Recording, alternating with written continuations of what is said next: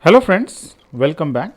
Today in this video for the subject fluid mechanics, unit 2 pressure and fluid statics, we are going to discuss the following points.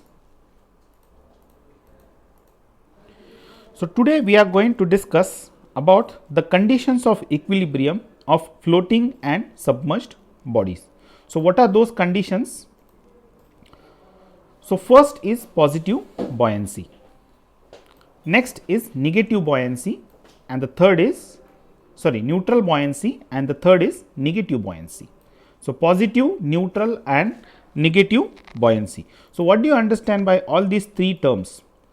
So in this diagram you can clearly see a person is floating on the fluid surface. In the second case, he is stationary in the liquid, means neither he goes down to the bottom, neither he rises to the surface. Whereas in the last case, that person is at the bottom of the fluid. Okay. Now why this happens? So all three conditions are the cases of positive buoyancy, neutral buoyancy and negative buoyancy. So what is positive buoyancy? So positive buoyancy, when the buoyant force is greater than the weight of the object. So means the buoyant force dominates the weight. In simple terms, the buoyant force dominates the weight acting from the upward direction.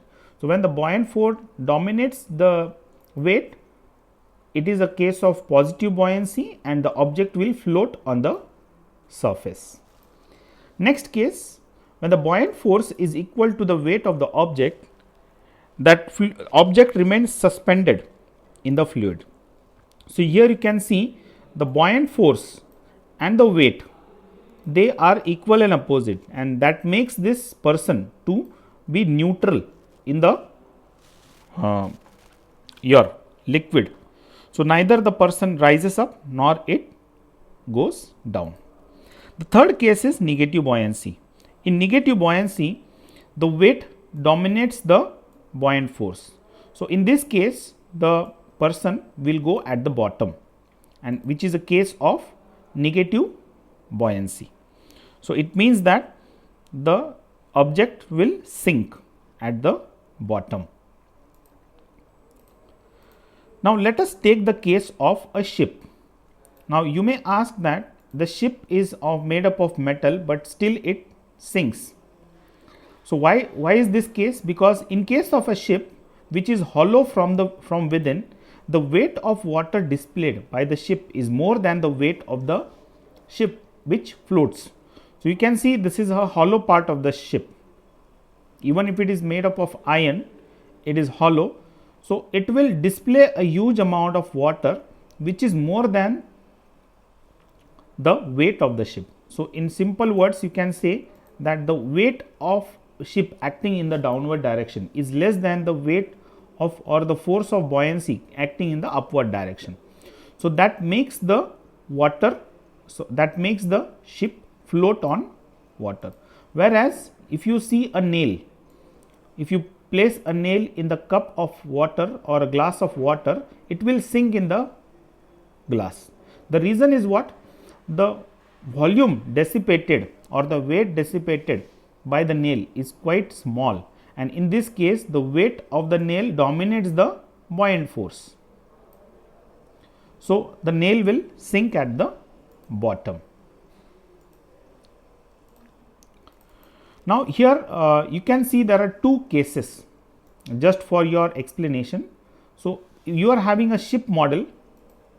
Now this is a ship model which we call it as the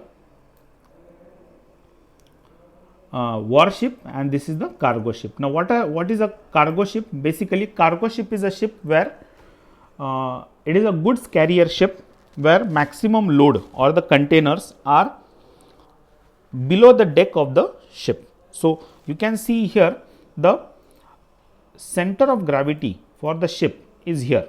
Weight is acting in the downward direction, and at the same point the buoyant force is acting. Whereas in this warship you can see these two suspended weights acting at the top. So these weights are above the deck surface, and that makes this ship unstable because most of the weight is not near the center of gravity. So, this is the center of gravity position. So, here center of gravity CG point. So, it will make the ship unstable. So, basically the warships are not that stable as compared to that of your cargo ships. Now, to decide or to discuss why actually a substance floats. So, there are three main reasons why a substance floats or an object floats. The first reason is less density. The best example is your wood or ice, which is having less density as compared to that of water.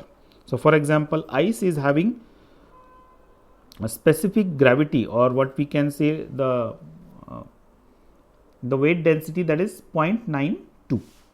So, which is less than 1. So, means 920 upon 1000. So, it is 0.92. So, it is lighter than water, and so it floats on water. The next thing is, if the weight is less, means the buoyant force dominates the weight, then also the object can float. The third case is when the shape of the object is widespread. The best example we have seen is the ship made up of iron.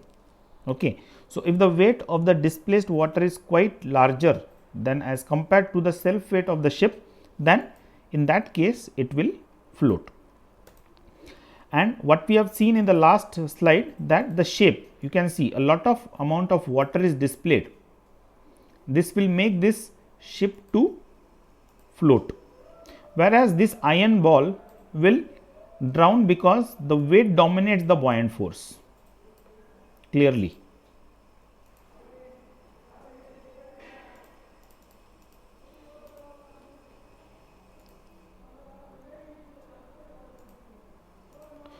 So, these are the references. Thank you friends, thank you very much.